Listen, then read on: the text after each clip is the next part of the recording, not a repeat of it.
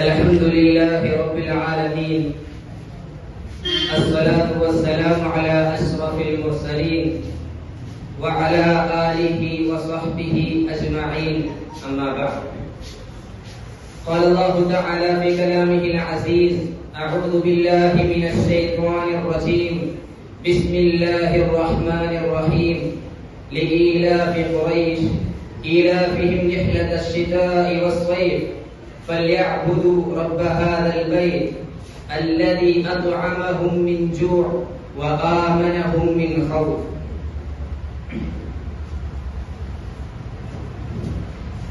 ഓർമ്മ വെച്ച നാൾ മുതൽക്ക് ഏതെങ്കിലുമൊക്കെ സ്കൂളുകളിലോ അല്ലെങ്കിൽ അതിനുശേഷം മദ്രസകളിലുമായിട്ട് സ്വാതന്ത്ര്യം ആഘോഷിക്കുമ്പോഴും ഒരു അർദ്ധ സ്വാതന്ത്ര്യത്തിന്റെ ചവർപ്പ് നമ്മളിൽ എല്ലാവരിലും ഉണ്ടായിരുന്നു. ഇന്ന്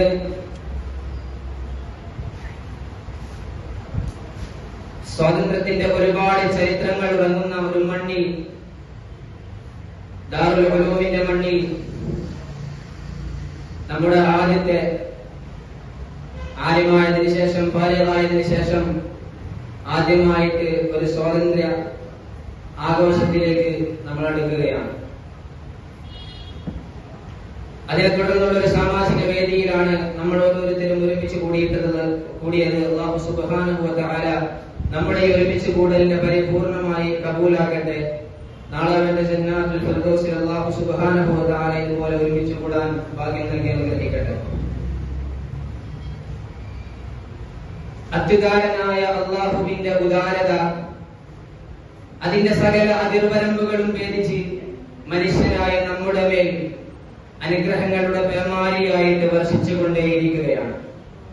ശരീരത്തിന്റെ ചെറുകോശങ്ങളിൽ തുടങ്ങി അതിന്റെ അത്ഭുതാവഹമായ പൂർണ്ണതയും കടന്ന് ഖലഖലകും മാ ഫിൽ അർളി ജമീഅ, മനുഷ്യ ഭൂമിയിലുള്ള സർവ്വതും നിനക്ക് വേണ്ടിയാണ് ഞാൻ സൃഷ്ടിച്ചു വെച്ചിട്ടുള്ളത് എന്ന പടച്ചവന്റെ അനുഗ്രഹങ്ങളുടെ ഒരു നീണ്ട പരമ്പരയിലേക്കാണ് വിശുദ്ധ ഖുർആൻ നമ്മുടെ ഓരോരുത്തരുടെയും ശ്രദ്ധയെ ക്ഷണിക്കുന്നത്. ശേഷം ഖുർആൻ പറഞ്ഞിട്ടുണ്ട്, വഇൻ തഉദ്ദു നിഅമതല്ലാഹി ലാ തഹ്സുഹാ, അതിന്റെ വ്യാപ്തി മനസ്സിലാക്കി തരാൻ, അതിന്റെ ആഴം എത്രയാണെന്ന് മനസ്സിലാക്കി തരാൻ, മനുഷ്യൻ എണ്ണി തീർക്കാൻ തിട്ടപ്പെടുത്താൻ സാധിക്കാത്ത തരത്തിലാണെന്ന് മനസ്സിലാക്കി തരാൻ നിങ്ങൾ എത്ര ശ്രമിച്ചാലും നിങ്ങൾക്കത് എണ്ണി തിട്ടപ്പെടുത്താൻ സാധിക്കില്ല എന്ന് വിശുദ്ധ ഖുർആൻ നമ്മെ ഓർമ്മപ്പെടുത്തുകയാണ്.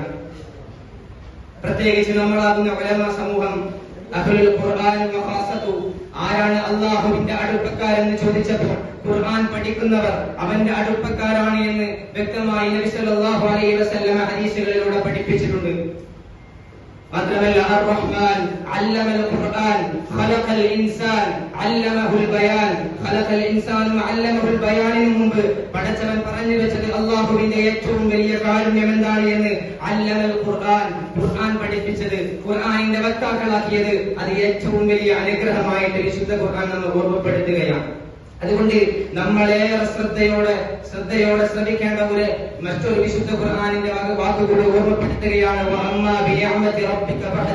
നമ്മൾ ശ്വസിക്കുന്ന ഓരോ ജീവവായുവിനും നാളെ പടച്ചവന്റെ മുന്നിൽ വ്യക്തമായ കണക്ക് ബോധിപ്പിക്കാതെ, ശുക്ർ ചെയ്യാതെ ഒരിക്കലും നമുക്ക് മുന്നോട്ട് പോകാൻ സാധിക്കില്ല എന്ന ഓർമ്മപ്പെടുത്തൽ കൂടി ഞാൻ ഈ സാഹചര്യത്തിൽ നിങ്ങളുടെ മുമ്പിൽ വെക്കുകയാണ്.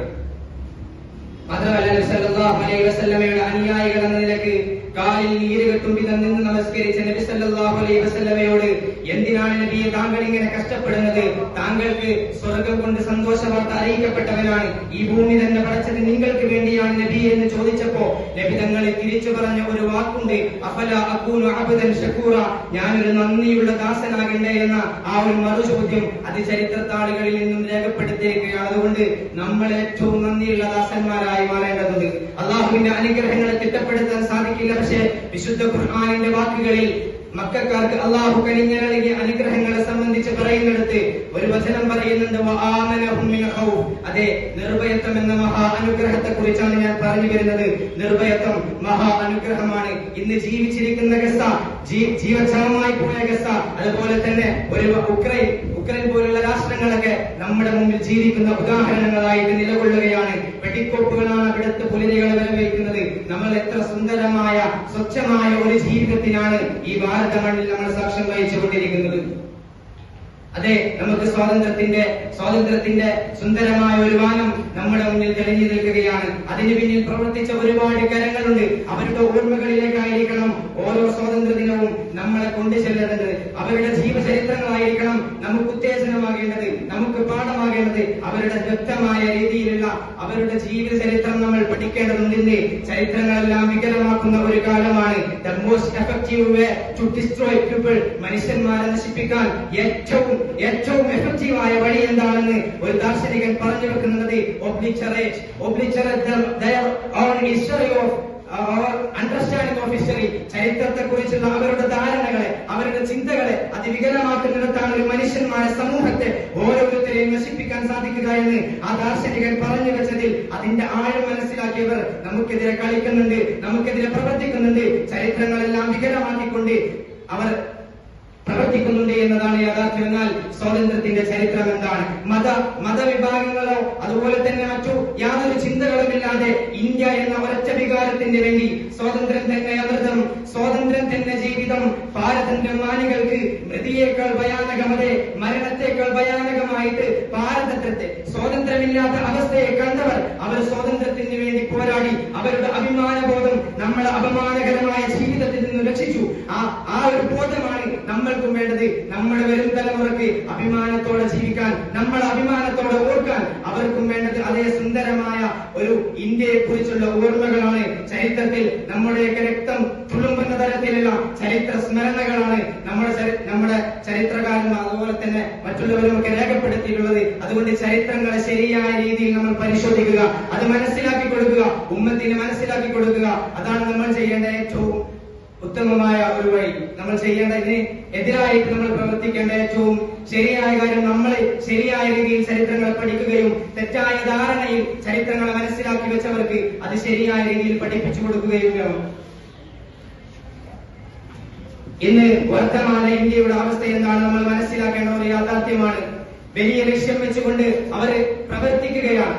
ആ ലക്ഷ്യങ്ങളെല്ലാം തച്ചു തകർക്കാൻ നമുക്കാകണം. ഒരേ ഒരു ധ്രുവരാത്തിക്ക് ഈ ഒരു ലോക്സഭാ തിരഞ്ഞെടുപ്പിൽ വലിയ രീതിയിലുള്ള ചലനം സൃഷ്ടിക്കാൻ സാധിച്ചിട്ടുണ്ടെങ്കിൽ 1000 ധ്രുവരാത്രിമാർ പിറക്കേണ്ടതുണ്ട്. അത് ഞാനാകണം, നിങ്ങളാകണം, നമ്മൾ ഓരോരുത്തരുമാകണം. റോബർട്ട് ഫ്രോസ്റ്റിന്റെ വരികൾ നിങ്ങളിലേക്ക് കോരിയിട്ടുകൊണ്ട് ഞാൻ എന്റെ വാക്കുകൾക്ക് വിരാമം കുറിക്കുകയാണ്.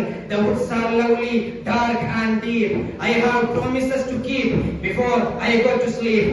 Before I go to sleep. മനോഹരം മഹാവനം ഇരുണ്ട കാലമെങ്കിലും അനേകമുണ്ട് കാത്തിടേണ്ട മാമക പ്രതിജ്ഞകൾ. അനക്കമറ്റ നിദ്രയില്ല ഇപ്പതിന് മുമ്പിലായി എനിക്കതീവ ദൂരമുണ്ട്. അവിശ്രമം നടക്കുവാൻ നമ്മൾ നടക്കണം, മുന്നോട്ട് നടക്കണം. പിന്നിൽ ഒരുപാട് ആളുകളെയും വെച്ച് അവരെ വെച്ച് മുന്നോട്ട് നടക്കുകയാണ് വേണ്ടത്. നമ്മുടെ പ്രതിഷേധത്തിന്റെ പ്രതിധ്വനികൾ പശ്ചിമാമ്പലങ്ങളും കടന്ന് വിദൂരങ്ങളിൽ മാറ്റൊലികൊണ്ട് നല്ലൊരു ഇന്ത്യ, മാറ്റത്തിന്റെ ഇന്ത്യ ഇനിയും പിറക്കട്ടെ എന്ന നല്ല പ്രാർത്ഥനയോടുകൂടി ഞാൻ എന്റെ വാക്കുകൾക്ക് വിരാമം കുറിക്കുകയാണ്. അസ്സലാമു അലൈക്കും വറഹ്മത്തുള്ളാഹി തആല വബറകാതുഹു.